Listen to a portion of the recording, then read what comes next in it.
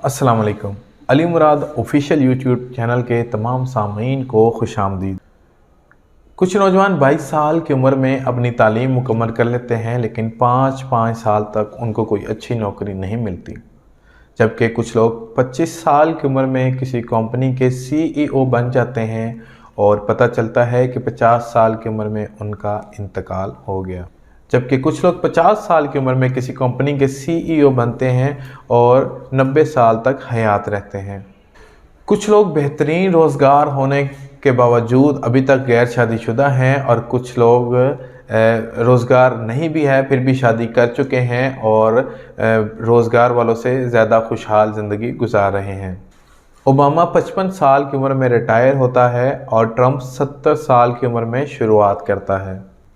कुछ लेजेंड इम्तहान में फ़ेल होने पर भी मुस्कुरा देते हैं और कुछ एक नंबर कम आने पर भी रोना धोना शुरू कर देते हैं।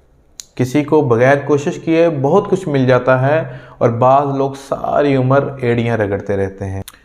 इस दुनिया में हर शख्स अपने टाइम जोन के हिसाब से काम कर रहा है। ज़ाहरी तौर पे हमें लगता है कि कुछ लोग हमसे बहुत आगे निकल गए हैं और कभी लगता है कि कुछ लोग हमसे बहुत ज़्यादा पीछे हैं, लेकिन हर शख्स अपनी अपनी जगह ठीक है अपने वक़्त के मुताबिक।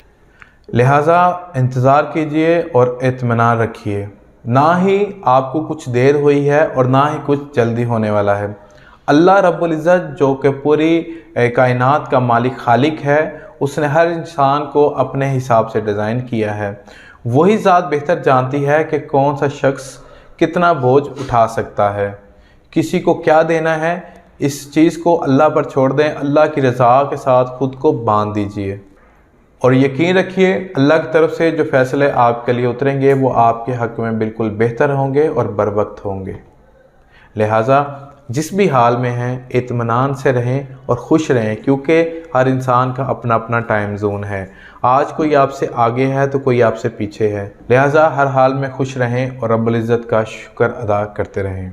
मुझे उम्मीद है कि वीडियो आपको पसंद आई होगी। इसको अपने दोस्तों के साथ लाजमी शेयर कीजिएगा और चैनल को सब्सक्राइब कर दें। बेल नोटिफिकेशन पे भी ज़रूर प्रेस करें।